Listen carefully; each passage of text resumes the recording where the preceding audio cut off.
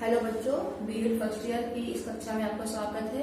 हम पढ़ रहे थे शिक्षा के अधिकार का टॉपिक, जो हम बीएड फर्स्ट ईयर में पढ़ रहे हैं।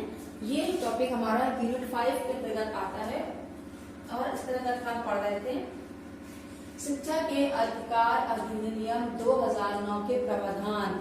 मीन्स प्रावधान जो 2009 में कौन कौन से प्रावधान थे शिक्षा के लिए, वो हम उसका अध्ययन कर रहे थे। तो आज हम इस टॉपिक का थर्ड पार्ट पढ़ेंगे और स्टार्ट करेंगे नंबर 13 से। तो नंबर 12 तक हम अध्ययन कर चुके हैं और आज हम नंबर 13 को स्टार्ट करेंगे। तो इसमें हम सबसे पहले पढ़ेंगे विद्यालय प्रबंधन समिति। मतलब विद्यालय की जो विद्यालय का प्रबंधन होता है, जब विद्यालय बनता है तो किस प्रकार से उसका प्रबंधन होता है, इसकी समिति का क्या कार्य होते हैं, इसके बारे में हम जानेंगे। तो विद्यालय प्रबंधन समिति के अंतर्गत आता है धारा 2 के खंड ड के उपखंड 4 अंश में किसी विद्यालय से भिन्न विद्यालय स्थानीय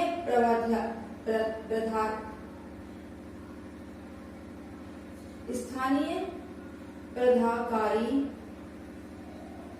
ऐसे विद्यालय के विशिष्ट बालकों के माता पिता या संरक्षण और शिक्षकों के निर्वाचित प्रतिनिधियों से मिलकर बनने वाली एक संस्था विद्यालय प्रबंधन समिति का गठन करेगा। मतलब जो हमारे विद्यालय प्रबंधन समिति है, इसमें कौन कौन लोग आएंगे? विद्यालय आएगा, शिक्षक आएंगे, माता पिता आएंगे और कुछ और चीजें हैं जो नियम के अनुसार बनेगी। तब क्या बनेगा? हमारा विद्यालय प्रबंधन समिति को बनाया जाएगा और उस पर कार्य किया जाएगा। विद्यालय प्रबंधन समिति निम्नलिखित कृत्यों का पालन करेगी। जैसे पहला पॉइंट में है विद्यालय के कार्यकरण को मॉनिटर करेगा। दूसरा है विद्यालय विकास योजना तैयार करना और उसकी सिफारिश करना। तीसरा है समुचित सरकार या स्थानीय प्राधिकारी अथवा किसी अन्य स्रोत से प्राप्त अनुदानों के उपयोग को मॉनिटर करना। जो ये पॉइंट है, इसमें क्या होगा? इसमें कुछ चीजें बनाई जाएंगी, तैयार की जाएंगी और जो भी अनुदान आएगा पैसे के रूप में, उसका उपयोग किया जाता है विद्यालय प्रबंधन समिति के अंतर्गत और सभी का पालन किया जाता है। मतलब जो समिति के अंतर्गत जो नियम बनाए जाते हैं, उन सभी का पालन किया जाता है विद्यालय समिति प्रबंधन के अंतर्गत। अब हम पढ़ेंगे पॉइंट 14 मतलब 14 विद्यालय विकास योजना। मतलब जब विद्यालय का विकास होता है तो हम कौन कौन सी योजना को बनाते हैं, किस प्रकार से बना योजना हम विद्यालय का विकास करते हैं और इसको हम किस तरह से बनाते हैं। तो हम इसमें पढ़ेंगे धारा 21 के को उपधारा 1 के अधीन गठित प्रत्येक विद्यालय प्रबंधन समिति ऐसी रीति में जो विहित की जाए एक विद्यालय विकास योजना तैयार करेगी। मतलब जो भी धारा 21 के अंतर्गत आता है, एक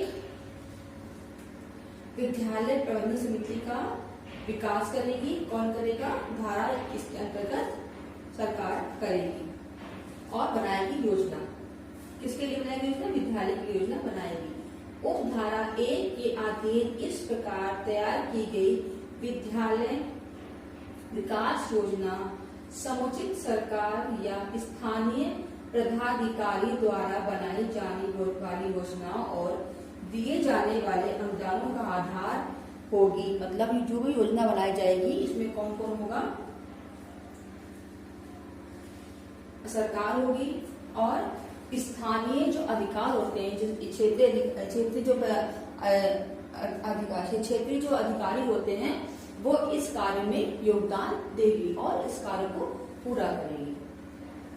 फिर पॉइंट आता है 15 मतलब शिक्षकों की नियुक्ति के लिए अर्हताएं और सेवा में निबंधन और शर्तें। मतलब जब भी सरकार विद्यालय का विकास करती है, विद्यालय को विकास करने की योजना बनाती है, तो इस विद्यालय में जो भी शिक्षक पढ़ने आते हैं और जो भी छात्र पढ़ने आते हैं उनको किस प्रकार के शिक्षक पढ़ाएंगे और उन शिक्षकों की क्या योग्यता होगी, क्या अर्हताएं होंगी और उनको किन किन शर्तों पर रखा जाएगा, इन सब का नियम, इन सब का भी एक रूल बनाया जाता है, एक प्रावधान बनाया जाता है, ताकि इस योजना के अंतर्गत सारे शिक्षकों, सारे छात्रों को शिक्षा प्रदान की जाए। और शिक्षकों की नियुक्ति की जो कुछ शर्तें होती हैं, कुछ अर्हताएं मतलब कौन कौन सी डिग्री होती है उनकी, वो सब रखी जाती है, उसके अंतर्गत सब शिक्षकों को बताया जाता है। तो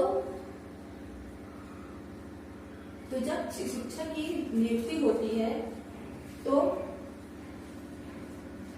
उनकी योग्यता के आधार पर उन्हें शिक्षक बनाया जाता है और शिक्षक की नियुक्ति की जाती है। ये सारे कार्यक्रम जो है अधिनियम के अंतर्गत होते हैं, इसके बाद के अंतर्गत होते हैं। और शिक्षक के संदेह, वेतन और भत्ते तथा उनकी सेवा में निबंधन और शर्तें वे होंगी जो निहित हो जाएंगी। मतलब जब भी शिक्षक की नियुक्ति होती है तो सेवा के साथ साथ उनका वेतन होता है, उसका भी एक मापदंड बनाया जाता है कि किसी शिक्षक को कितनी शिक्षा, कितना वेतन प्रदान करना होगा।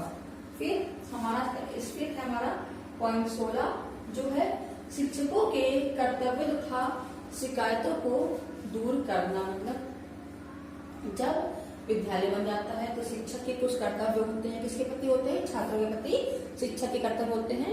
जो भी छात्र विद्यालय में पढ़ने आता है और शिक्षा का कार्य क्या है, उसको अपने ज्ञान से उसको ज्ञान प्रदान करें, ये शिक्षक का प्रथम कर्तव्य है।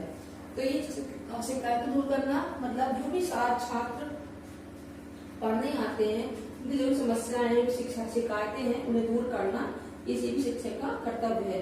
प्रत्येक बालक की शिक्षा ग्रहण करने में सामर्थ्य का निर्धारण और तदनुसार यथा अपेक्षित अतिरिक्त शिक्षण यदि कोई हो उसे जोड़ा जाएगा।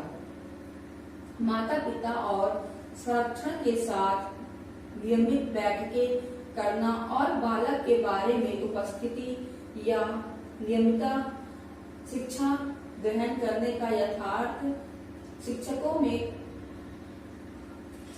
को शिक्षण में की गई प्रगति और अन्य सुसंगत जानकारी के बारे में अवगत कराना। मतलब माता पिता को हर बात से अवगत कराना जो बालकों के हित में हो, और उनकी शिकायतें जो मतलब माता पिता की जो शिकायतें हैं बच्चों को लेकर के उन्हें दूर करना, ये भी शिक्षक का कर्तव्य है। उनकी सहायता करना ये भी शिक्षक का कर्तव्य है। इसके बाद हमारा पॉइंट है 17 छात्र शिक्षक अनुपात। जो छात्र शिक्षक अनुपात है, इस अधिनियम के प्रारंभ की तारीख से 6 माह के भीतर समुचित सरकार और स्थानीय प्रधानाधिकारी या सुनिश्चित करेंगे कि प्रत्येक विद्यालय में छात्र शिक्षक अनुपात सूची बनाई जाए। मतलब जब भी किसी विद्यालय का आयोजन होता है तो उस विद्यालय में जो छात्र और शिक्षक का जो अनुपात होता है वो ऐसा होना चाहिए जिससे शिक्षक जो है वो हर छात्र पे ध्यान दे सके और हर बच्चे पे ऐसे विशेष ध्यान दे ताकि हर बच्चे का शिक्षण ग्रहण करने का जो अनुपात है वो बराबर हो। तो छात्र शिक्षक का अनुपात इससे रखा गया है कि एक शिक्षक पे 50 छात्र होते, मतलब एक कक्षा के अंतर्गत कम से कम 50 छात्र हों। 50 छात्र से अधिक छात्र नहीं होने चाहिए, इसलिए क्योंकि ताकि शिक्षक जब शिक्षक शिक्षण देता है, शिक्षण कार्य करता है और शिक्षा देता है तो सभी छात्रों पर वो ध्यान दे सके, इस बात का विशेष ध्यान रखा जाता है। कब रखा जाता है? छात्र शिक्षा अनुपात के अंतर्गत। फिर है शिक्षकों की रिक्तियों का भरा जाना। जब भी विद्यालय में कोई भी शिक्षक की रिक्ति खाली होती है, मतलब कोई भी शिक्षक रिटायर हो जाता है या उसका स्थान खाली हो जाता है, तो क्या होता है कि किस विद्यालय में कितनी रिक्तियां, मतलब कितने स्थान खाली हैं शिक्षकों के, उस बात पे भी ध्यान दिया जाता है। इसलिए शिक्षकों की रिक्तियों को भरना भी आवश्यक है और एक समय के बाद शिक्षकों की जो वैकेंसी आती है तो उन रिक्तियों को भरा जाता है।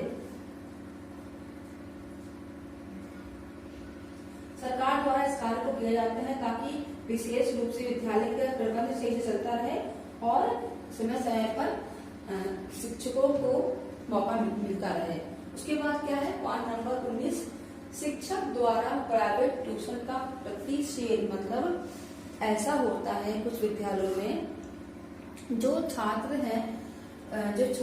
पढ़ने आते हैं और कुछ छात्र पढ़ने नहीं आते हैं, तो जो शिक्षक हैं वो क्या करते हैं, प्राइवेट ट्यूशन खोल लेते हैं और वहां पर बच्चों को पढ़ाते हैं। विद्यालय में बच्चों को अच्छे से नहीं पढ़ाते हैं, तो उनका मानना ये है कि प्राइवेट में बच्चों को पढ़ाएंगे, मतलब ट्यूशन देंगे तो हमारा बच्चा पढ़ने में तेज हो जाएगा। तो क्या है, इस बात पर विशेष प्रतिबंध लगाया गया कि इस चीज को ऐसा बिल्कुल नहीं होना चाहिए कि जो बच्चा विद्यालय में पढ़ने आता है वो बच्चा ज्ञान को अर्जन करके ही विद्यालय से जाए। ये कोई रूल नहीं होना चाहिए कि वो बच्चा विद्यालय में आए, उसे ज्ञान प्राप्त ना हो सही रूप से और वो ट्यूशन का उपयोग करे और फिर उसको ज्ञान प्राप्त हो। इस चीज पे बिल्कुल भी प्रतिबंध लगा दिया गया है। तो ये हमारे 13 से 19 तक पॉइंट है बच्चों, जो हमने आज समझे और पढ़े।